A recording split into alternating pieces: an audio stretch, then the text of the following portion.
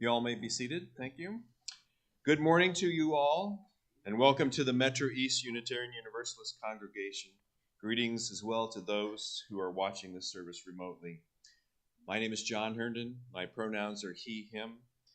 The Metro East Unitarian Universalist Congregation, formerly First Unitarian of Alton, is a small congregation now in Glen Carbon, Illinois, spiritually led by the Reverend Dr. Claudia Hall.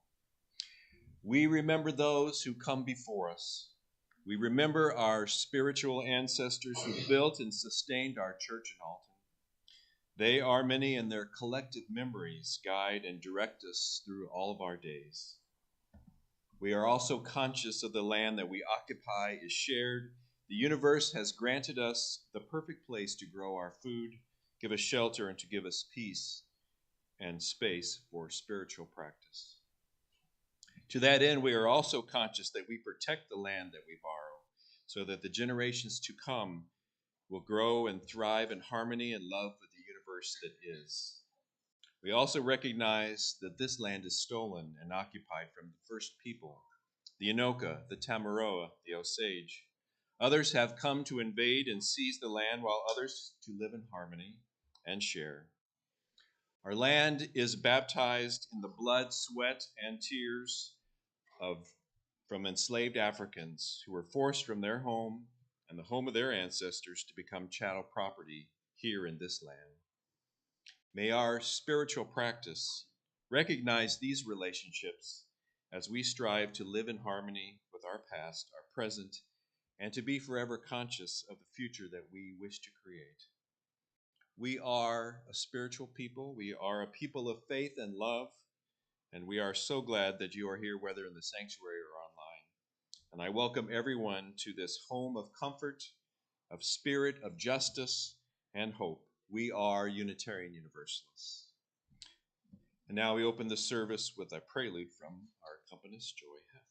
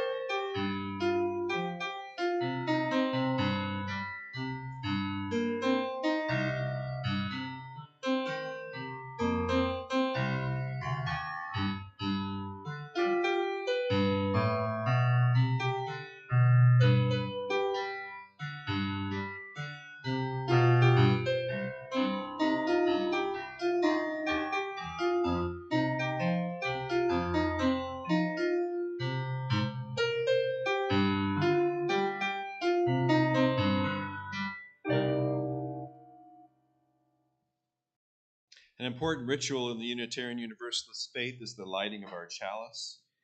We have very many different interpretations of the flaming chalice, including the light of reason, the warmth of community, and the flame of hope. I would ask now that maybe one of the children would want to come up and light the chalice. If you are watching elsewhere and have a chalice or candle, please light it now as we all join in saying the unison words that we have projected on the screen.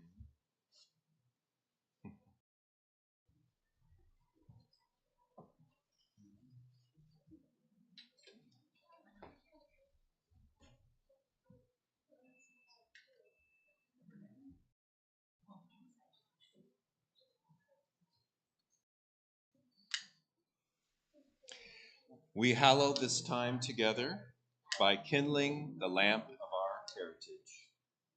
Thank you.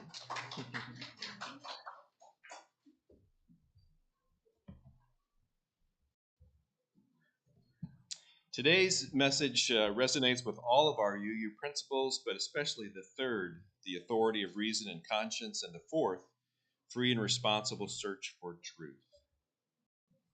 And now we have our ritual of joys and sorrows. As part of our weekly worship service, we take time for the expression of joys, concerns, or sorrows. In the front of us is a bowl filled with water and stones available to place in the bowl representing our joys and concerns. Please start On the right, proceed to the left. Take a moment to stop and reflect and send your energy out to the universe.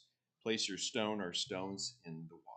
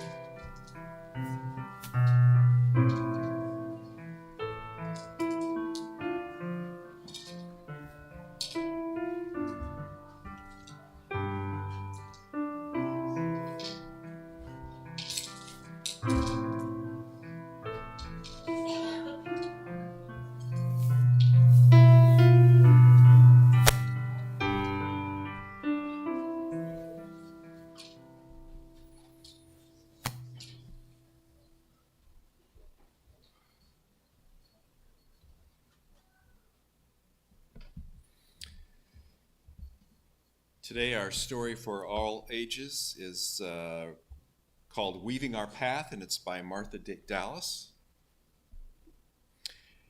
Imagine with me that you're going along a trail in the woods in Vermont, or in Missouri or Illinois or anywhere close by. You come across a steep gorge with a river rushing at the bottom. There's only one way to get across. You see a bridge, and it's made of grass, you see in the picture here. What I want to know is what questions would be running through your mind before you set foot on this grass bridge. What I want to know more than anything else is if the people who made the bridge also walked across it and whether they still use it. Of course, we don't have bridges made of grass here in Illinois or in Missouri, but many were built for hundreds of years in South America by the Inca people, and I think a few still exist. Here's how they did it. First, they made a fresh bridge once a year. On the appropriate day, everyone in the village would gather to begin work. Each person had a special role to play in the building of the bridge. First, there were people who gathered the grass. Then other people took the grass, twisted it into long ropes. Then these people took the ropes and wove them into thick braids. And those braids were twisted by other people into long cables, as thick as my arm. Certain people strung the cables along the gorge, pulled them nice and tight, and finally there were riggers who would lash the cables together in such a way to create a footbridge to walk on and rails to hold on to each side. Each person did their part as best they could, and they relied on everyone else to do their part, because every one of them needed that bridge to safely cross and carry them across the river wherever they needed to go that way. I tell you about grass bridges this morning for two reasons. First, it reminds us of how important our small part is when it's part of something big and strong and miraculous as a bridge made of grass. I have to say that I think it's miraculous that a bridge can be made of grass. And these bridges can span up to 60 feet. That's way longer than the length of our sanctuary here. And they could hold 5 people at a time, and llamas too. Second, we in this congregation may not be building a bridge across a raging river, but we are building a way towards our future, our shared vision, and we all want to walk that way. I hope many of you will walk that way too, and if we're going to walk that way, I want to walk a way that feels sure, safe, and strong. A way that I know has been built well with everyone doing their part as best they can, so many of us will all build that way together, like the Inca grass bridge builders.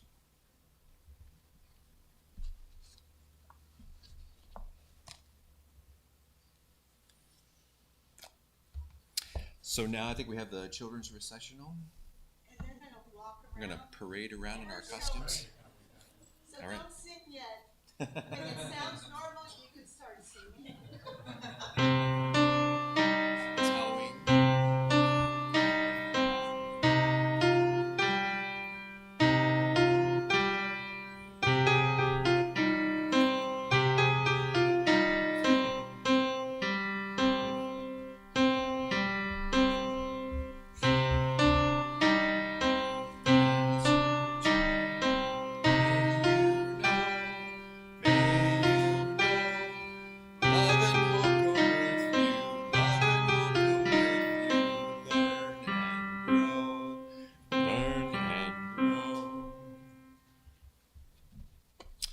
Before the message this morning, I have a short reading. This is a poem by Amy G.S.A. Brooks.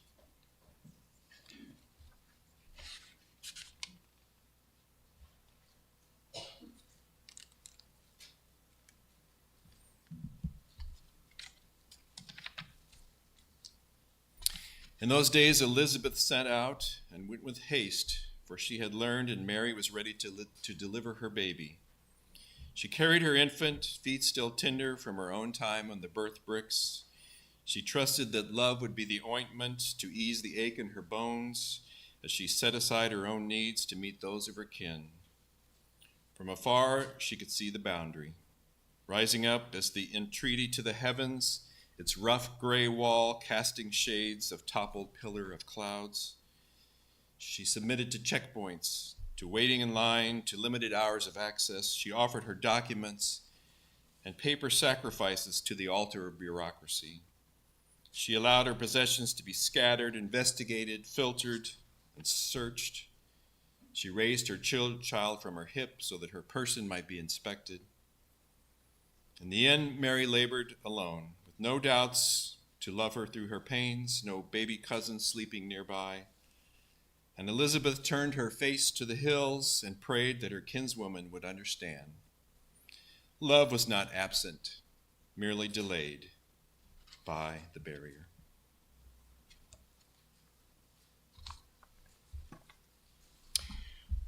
Our message today is a letter to the Chief Justice of the Supreme Court, Mr. John Roberts. Many of you have heard of this person and heard of the work that this Supreme Court has done lately, so I want to give you some thoughts in a letter that I would like to write.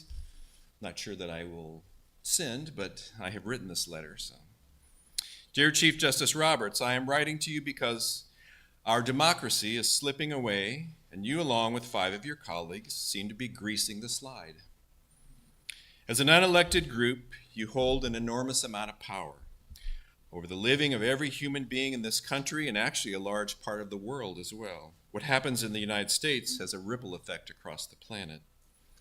Your institution wields power that the founding fathers, and yes, let's emphasize fathers, no mothers mentioned at all, but we'll expand on that soon, never enumerated in the Constitution. Article 3 establishes the Supreme Court, but leaves to Congress the task of how the court is constituted.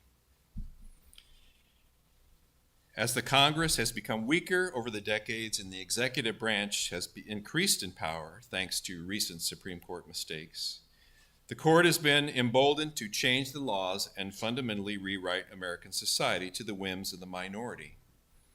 The Constitution also establishes no rules as to how the court conducts its business and has established no statute in regards to ethics and standards of conduct.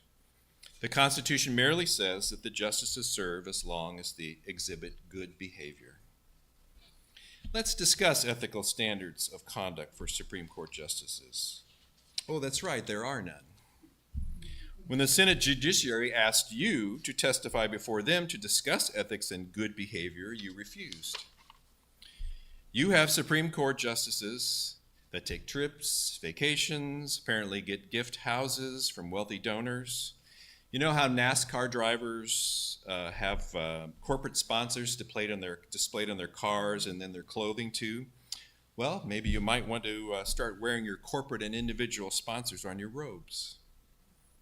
While we're talking ethics, you have two justices who are credibly accused as sexual predators. You have one justice who leaked his own opinion early. You have a justice whose wife encouraged and bankrolled an insurrection against the United States government, and another whose wife has a love of flags, especially those that are Christian nationalists in origin. Good behavior. You said in your confirmation hearing that you saw the role of the court as an umpire, calling balls and strikes, applying the law in a logical, even fashion, grounded in truth and justice. But apparently, you're actually an umpire in a t-ball game with major league players. You put the laws on the tee. Abortion rights overturned, home run. Affirmative action overturned, home run. Corporates treated like private citizens, home run. Unlimited executive power, home run.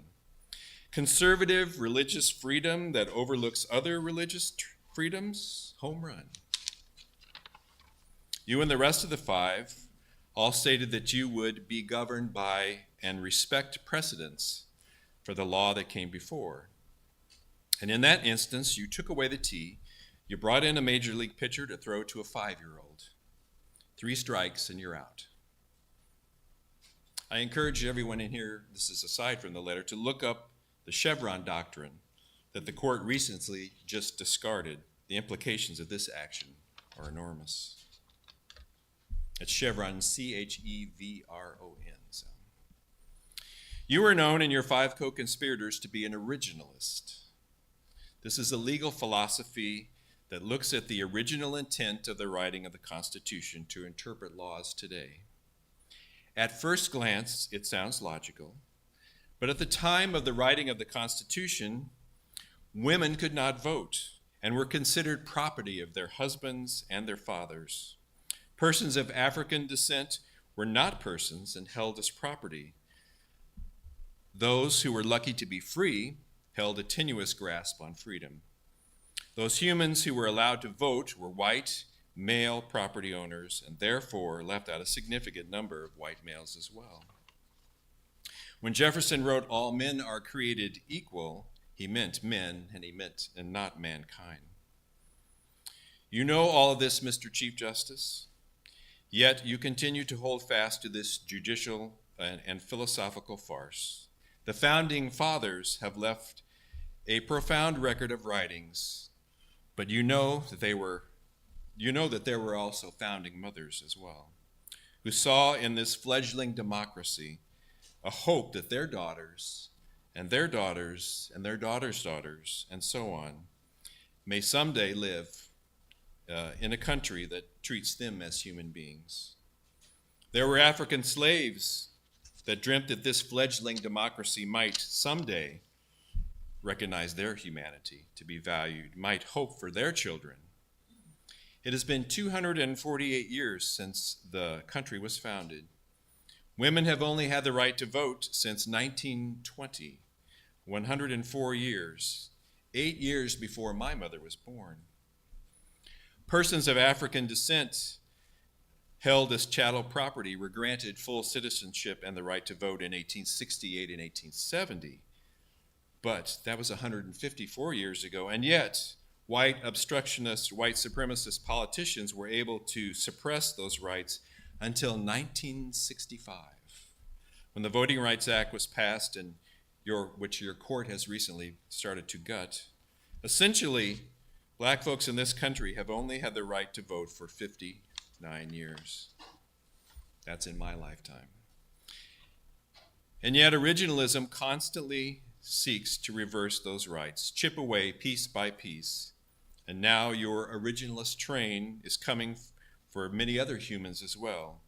LGBTQIA+, especially transgender humans, that flurry of open hatred for transhumans is disgusting and scary. Immigrants who only seek dignity and a safe place to live, work, and raise their families. Mr. Chief Justice, I know you are a person of faith, and I am sure a deeply rooted, abiding faith. But so are the citizens and the citizens of this country who are affected by the dogmatic originalism that you espouse. Women are dying in Missouri, Texas, and all over this country because your institution, on the flimsiest and unscientific basis, has allowed states to remove healthcare decisions from patient and doctor, and have instead trusted attorneys general and prosecuting attorneys with that decision. In fact, the Dobbs decision does not allow states to ban abortion. Instead, it causes them to ban safe abortion. My Unitarian Universalist faith, and yes, we are a minority, compels me to work and strive every day so that every human being knows that they are valued, they are worthy, and they have dignity. Justice and equity must be qualities we all strive for daily. These are not just words to describe, these are actions that must be employed. Religious freedom must be applied equally. Who I am as a person and how I live does not take away anyone else's religious freedom. Intolerance and unacceptance on whatever grounds is neither religious nor free. It imposes a cage for the abused and the abuser. My religious faith implores me to live daily, to live in a world that's made for us all, and to strive for peace and harmony. My decisions must take into account those around me. When I vote, I consider what does this do to help everyone, especially anyone who has been marginalized. My life is intertwined constantly with all existence, human and non-human. The food that we eat must be gathered with purpose and sustainability for all generations to come. My faith demands that I work day after day to dismantle the white male heteronormative institutions and instead recognize us all as worthy people, capable of love and the work of equity in all things. People of faith and people of no faith can work together to establish a world where love grows and love governs, and where no one dominates and no one is held prisoner in the darkness of hatred. Sincerely, in love, peace, and faith, John Mark Herndon. And I close this message today with another reading of a poem by Amy G.S.A. Brooks. This is for the first Sunday of Advent, and it's entitled Hope. You are in the trenches, you are in the battlefield, in the thick of the fight. You have shells falling around you day and night, kicking up dust and destruction and a kind of death until even noon is overcast with gloom. Of course you can't find the sun. It's ugly and it's hard and it hurts in a way that feels impossible to bear here in the trenches. But turn your head to the left or turn your head to the right. Can you find any of us? Because this is our true mission, to slide down into the trenches with the wounded and be the sun. Will you allow us to love like that? Maybe it will be enough for now, when the battle is at its thickest, to feel fingers curl around yours and rub your hands until a spark forms, until hope blooms in the rich darkness of the soil, until you are restored to knowing that you are loved completely, right where you are, right here in the trenches.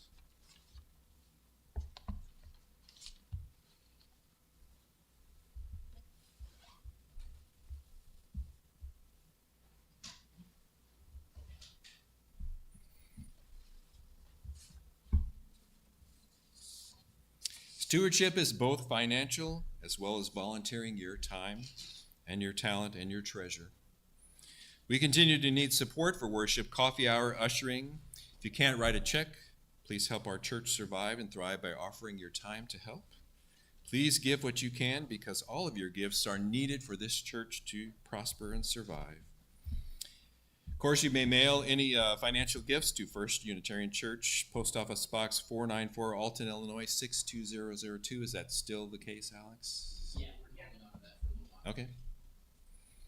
Or you can give electronically, which that's what I do. It works really well. If you are willing to donate your time and talent, please contact a board member and let us know what you'd like to do.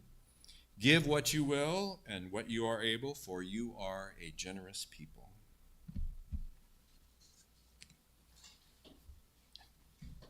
Thank you.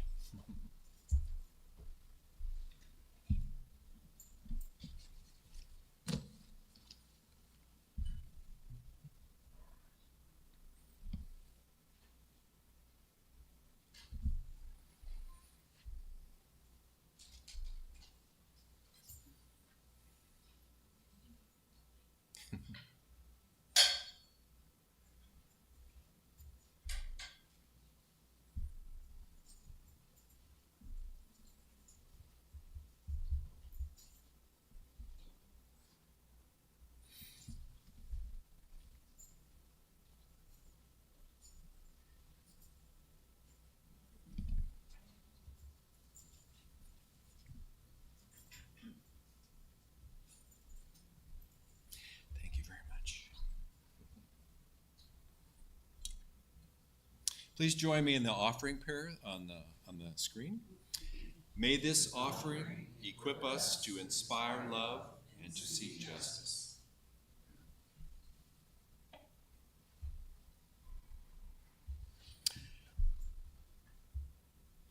Are there any announcements today other than the ones we have up on the screen here? These are a list of the upcoming speakers. I'm going to be talking again in November. Originally, my talk was going to be called Dear Andrew Bailey, but I decided to change that a little bit. I may talk about that a little bit, but we have a wide range of speakers coming up and lots of things happening. Check out the newsletter, see all the events. Here's a lot of the other events that are going on in the area, that just outside the church here too. So.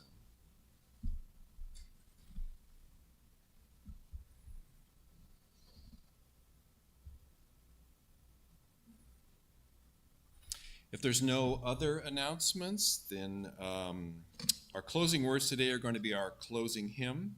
Right now, if you would join with me in saying these words for extinguishing the chalice.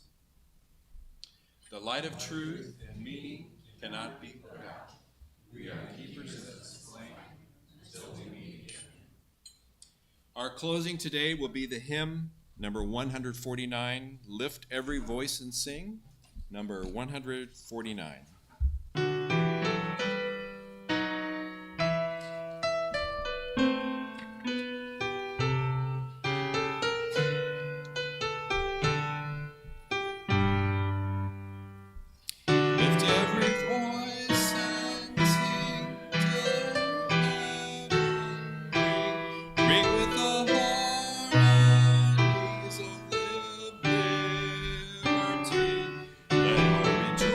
Sing